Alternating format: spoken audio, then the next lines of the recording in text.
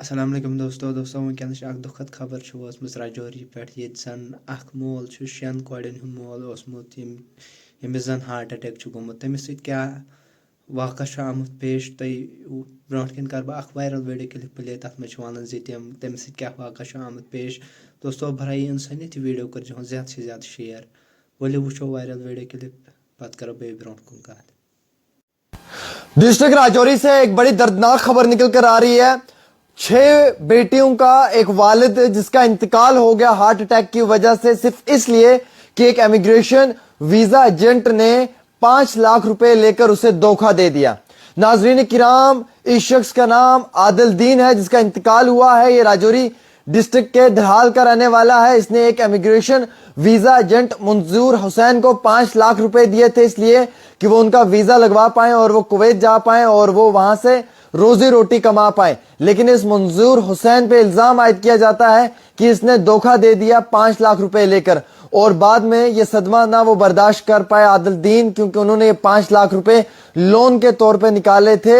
اور جب اس منظور حسین نے دھوکہ دیا ویزا کے نام پہ انہیں اور ان کا یہ پیسہ سارا ہینٹ لیا تو وقتی طور عادل دین کا ہارٹ اٹیک ہوا جس کے عوض میں ان کی موت ہوگی. آج افراد خانہ جو ہیں وہ خون کے آنسو رو رہے ہیں. میں تمام لوگوں سے گزارش کروں گا ویڈیو کو شیئر کرنا شروع کریں. انصاف دلوانا ہے عادل دین کی فیملی کو جس میں کہ ان کی 6 بیٹیاں ہیں اور 2 بیٹے ہیں.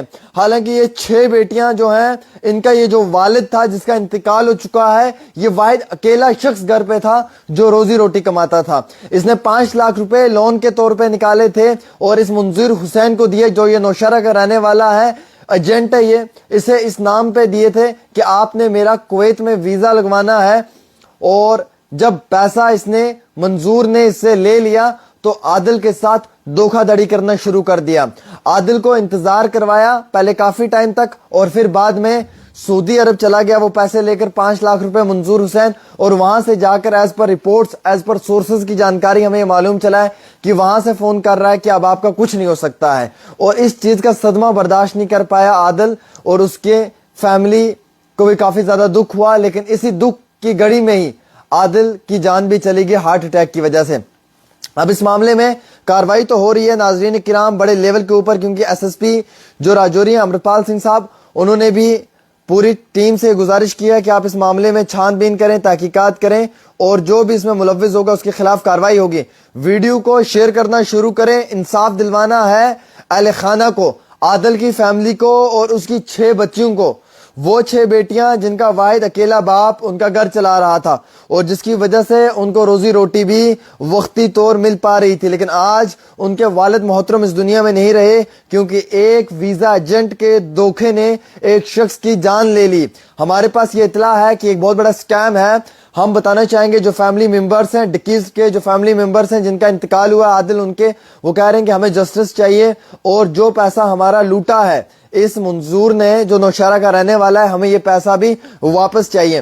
اب میں آپ کو خبر دینا چاہوں گا کہ یہ شخص دھرال کا رہنے والا تھا راجوری ڈسٹرکٹ کا جس کا انتقال ہوا ہے ہارٹ اٹیک کی وجہ سے.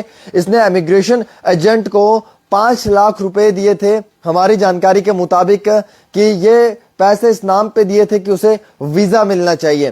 اب جو فیملی ہے عادل دین کی ان کا یہ ماننا ہے کہ فی الحال کے طور کے اوپر ان کے پاس کوئی اور آپشن بھی نہیں ہے جس سے کہ وہ وقتی طور گھر گرستی کو چلا پائیں یا وقتی طور اپنی مشکلات میں کمی لا پائیں.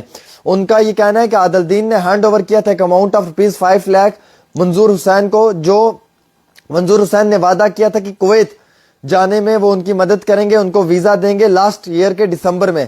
لیکن اب جنوری بھی آ چکا تھا اور یہ لگاتار فون کر رہا تھا منظور کو. منظور ٹال مٹول کر رہا تھا کرتے کرتے لاسٹ میں منظور نے finally he told the victim that nothing can be done. Last میں اس نے وکٹم کو کہا جس کا انتقال ہوا عادل دین کو کہ اب آپ کا کچھ نہیں ہو سکتا. ایک نیوز رپورٹ جو پبلش ہوئی ہے ریپبلک کی اس کے مطابق یہ بتایا گیا ہے کہ جو ڈکیزڈ ہیں ان کے افراد خانہ نے یہ خود بتایا ہے. حالانکہ یہ جب 5 لاکھ روپے لے تو لیے لیکن اس کے بعد یہ بھاگ گیا.